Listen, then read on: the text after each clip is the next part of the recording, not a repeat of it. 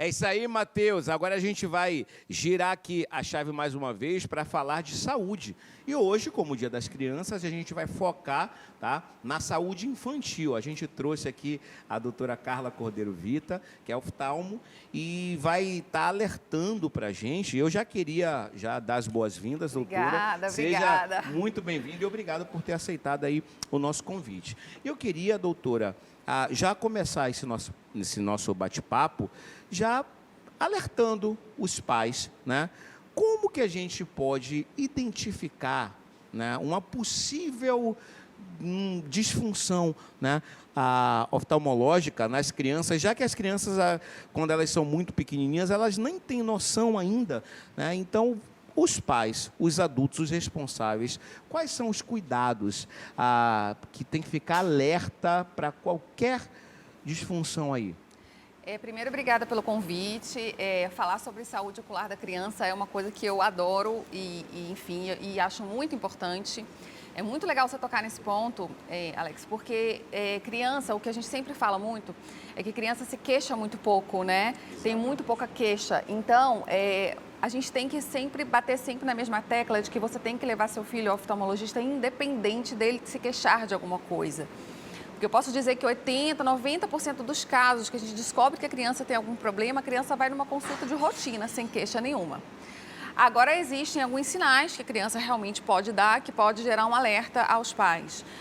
São sinais normalmente indiretos, né? Criança que pisca muitos olhinhos, que coça muitos olhinhos, que anda às vezes olhando para baixo. Aquela criança, aquele clássico da criança de chegar muito próximo ao quadro ou à TV para poder enxergar, para poder assistir.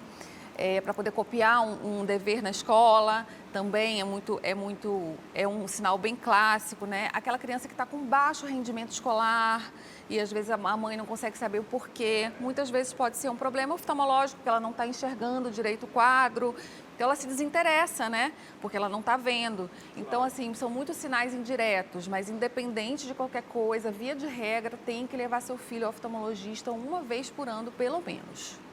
É isso.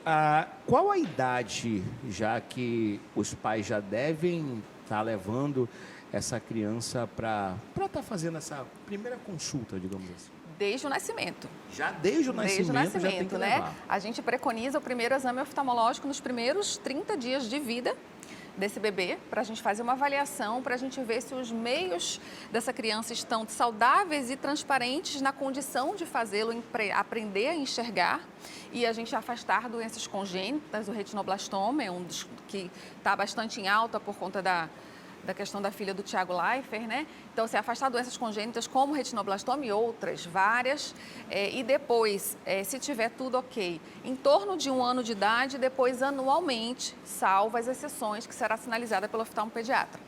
Pronto. Quais são as principais alterações, as principais doenças que pode estar cometendo aí as crianças? A gente tem a hipermetropia, o astigmatismo e a miopia. E a miopia, a nossa grande preocupação mundial é a miopia atualmente, porque existe um boom de miopia acontecendo nos últimos anos, né? A gente fala em epidemia de miopia, as crianças pequenas estão cada vez mais míopes, e isso por conta do uso excessivo de telas e pouca atividades ao ar livre.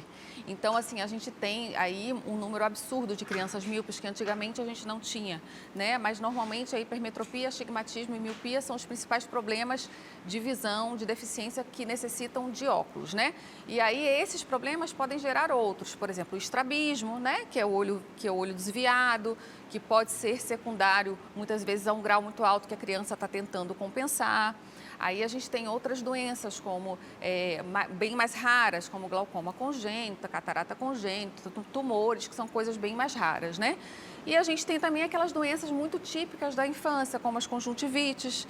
Algumas conjuntivites alérgicas são muito comuns nessa idade. Aquele famoso tersol, que é aquela bolinha que inflama a criança, tem muito tersol, tem muita inflamação, né, que a gente chama de ordelo, né? O nome popular é o tersol, o 3-sol. Então, assim, a gente tem algumas doenças bem típicas, né, da infância, realmente. O estrabismo, doutora, ele é tratável? Ele é reversível? Como que se dá? Porque a gente vê muitas crianças, né, ele com tratamento ele consegue normalizar? Consegue, né? A gente tem vários tipos de estrabismo e por várias causas, né?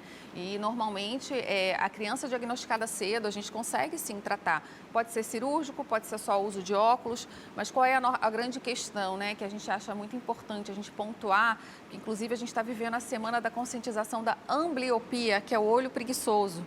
Né? A criança desenvolve a visão até 7 anos de idade e qualquer doença que a gente possa diagnosticar antes dessa idade é passível de cura, de reversão, sem dano àquela visão. Porque se a gente suprime aquele olhinho, se um dos olhinhos da criança não está funcionando muito bem... É aquele olho mais baixo? Que não, é o fala? olho preguiçoso. É o olho preguiçoso. Que ele não desenvolve por algum motivo, e um dos principais motivos é o estrabismo. Aquele olhinho que vira não tem o mesmo estímulo do outro olho. E aí o cérebro entende que não precisa estimular aquele olho e ele passa a ficar preguiçoso, fica sem enxergar. Só que se a gente diagnosticar o olhinho preguiçoso, a ambliopia, até os 6, 7 anos de idade, a gente consegue, com um tampão, por exemplo, desenvolver esse olhinho normalmente. Então, é muito importante os pais entenderem que o desenvolvimento neurológico da nossa visão é até os 7 anos de idade. Então, antes disso, as doenças que a gente diagnostica são passíveis de reversão e de recuperação visual sem dano no futuro. Voltando aqui, viu, gente? Hoje, no Dia das Crianças, você que está ligando sua TV agora, a gente está, né, abordando vários assuntos, dentre eles a saúde ocular. Tá? A gente está aqui com a nossa médica oftalmo, a Carla Cordeiro, e eu queria voltar esse assunto, doutora, falando e fazendo esse alerta para os pais, gente, porque com o crescimento e fortalecimento das redes sociais, que praticamente já deixou de ser vício, virou uma febre, né, muito intensa, né? Hoje as crianças, bem pequenininhas, já mexem no celular, acho que melhor do que a gente. Então, tem que ficar muito alerta, porque isso pode ser muito prejudicial para a visão aí dos pequenos, não é isso, doutora? É isso mesmo, né? Esse é um alerta super importante que a gente tem que fazer, porque o excesso de telas, muito confinamento e pouca atividades ao ar livre tem deixado essas crianças míopes muito cedo, né?